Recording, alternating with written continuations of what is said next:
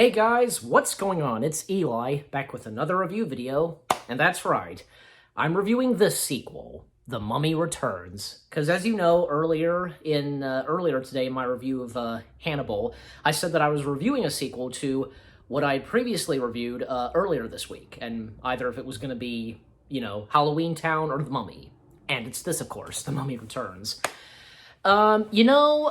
I thought this was actually pretty good. I know that this kind of didn't do so well when it came out, and, in celebrating of its anniversary, of course, reviewing it, because, why not? Because I reviewed, Hannibal, a sequel to Silence of the Lambs, and this one, The Mummy Returns, a sequel to The Mummy.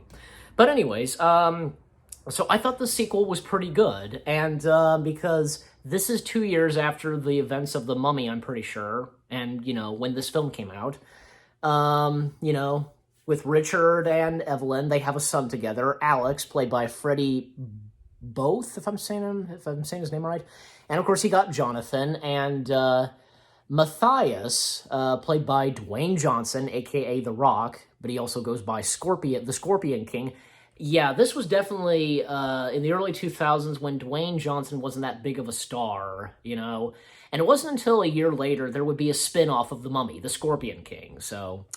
And, because literally Dwayne Johnson appears in the beginning of the film and literally near the end of the film, the climax. Some of the other characters, like, we get more of, the High Priest's wife, I assume, yeah, his love.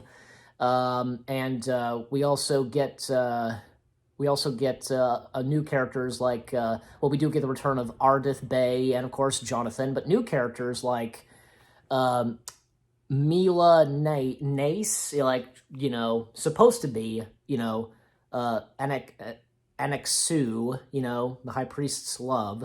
We also have Lochna, and we have Baltus Havis, if I'm saying his last name right, I don't know, and Izzy Buttons, played by Sean Parks, who pilots a, hot air balloon and such. Think of it because, if you've seen, steampunk stuff and that kind of thing, The music was pretty good. I am familiar with that theme music, dun, dun, dun, dun, dun, dun, dun, dun, dun, dun, dun, dun, dun. I've heard that before, and it's from this,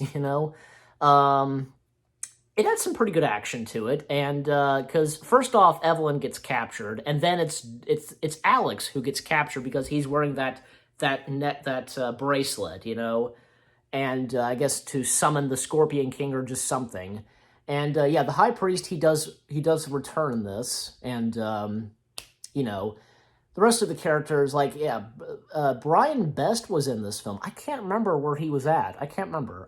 As I record this, I watched this not too long ago, and he was British Museum mummy or just something. I don't know. He did the voice of some of the mummies. I don't know. Yeah, and even say Evelyn being connected to all this, with the High Priest and so on.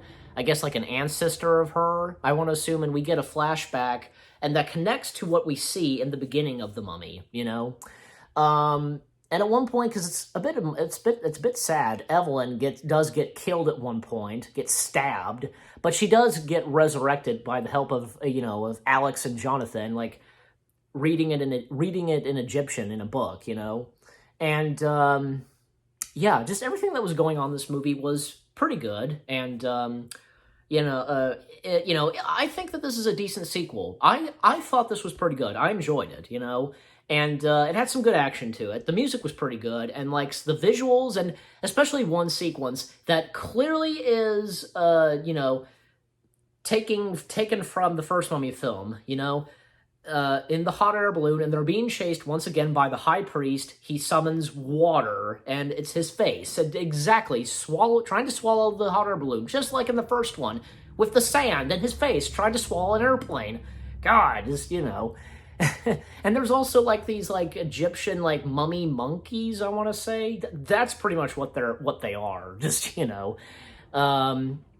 And those some funny scenes with Alex, and especially with him and Lochna, getting Lochna on his nerves. And especially because Alex, he is very smart, a very bright and smart kid in this.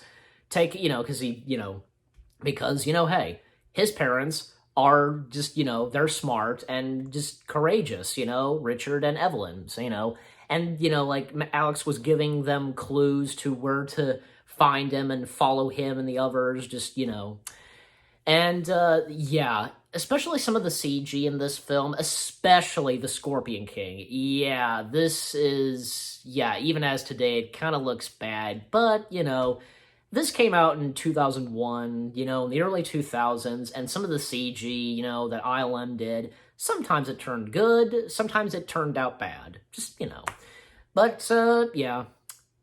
Overall, I thought that The Mummy Returns was pretty good, a decent sequel, and that is in the case of, hey, when there was a second, when it had a second sequel, years later in 2008, 7 years later, yeah, that pretty much sucked. But don't worry, I'll review that soon. So for now, for this review, I'm reviewing The Mummy Returns. And how do I rate The Mummy Returns? Good question. I give it 7 out of 10. I give this film 7 out of 10 stars.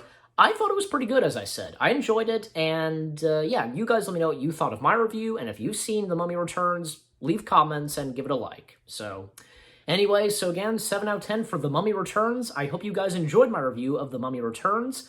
More reviews coming your way. They're going to be awesome. Keep looking forward. And of course, we're continuing with reviewing Halloweenish films. And I'll see you guys in the next video / review. And stay tuned next week, where throughout next week, we will be reviewing, when I say these words, Welcome to Hotel Transylvania.